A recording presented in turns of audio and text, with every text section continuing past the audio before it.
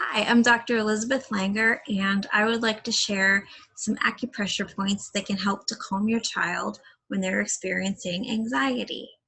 As a mom, I don't like it when my daughter is anxious. I makes me very sad to see her upset, and I can actually experience a physiological reaction as well.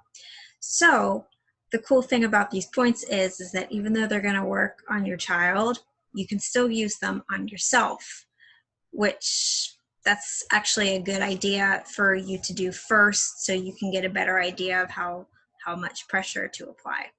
So the first point is Yintang. It's located on your forehead right between your eyebrows, um, where the third eye is, if you're into that.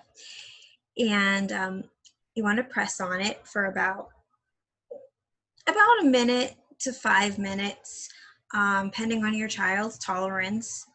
It helps with headaches, also dizziness and nausea. As you know, when you're anxious or in the middle of like a attack, you can have a headache, you can get dizzy, you can have an upset stomach. Your child might not want you to press there for an entire minute. I wouldn't worry about it. Just do whatever they're going to let you. You want them to be comfortable, because the more comfortable you make them, the more they're going to want the acupressure. If it starts off something forced and uncomfortable, just let it slide.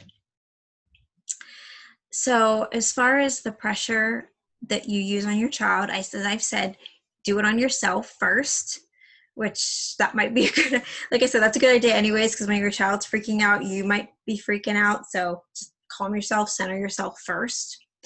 And then you want to do it to your kid. So you can do a couple of things just to test the pressure.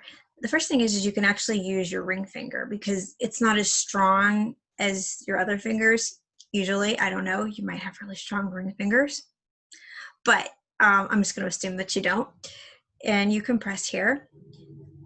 You can do direct pressure, in circles, whatever is comfortable. The point is you want to get this stimulated. Kids don't usually need as long of a pressure. When they come into my office for needles, kids usually don't need to have their needles in as long as adults do. It's just the way their chi is circulating through the body.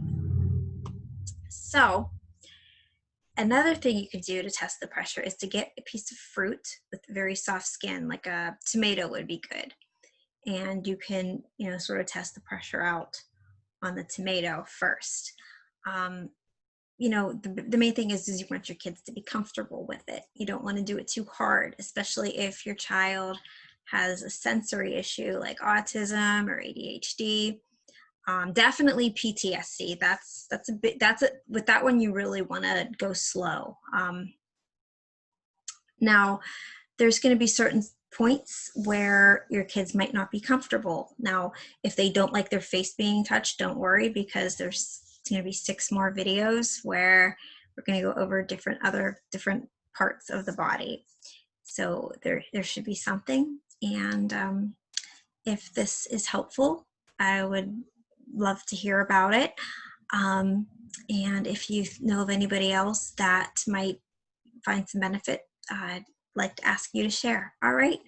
Thank you and have a good one. Bye.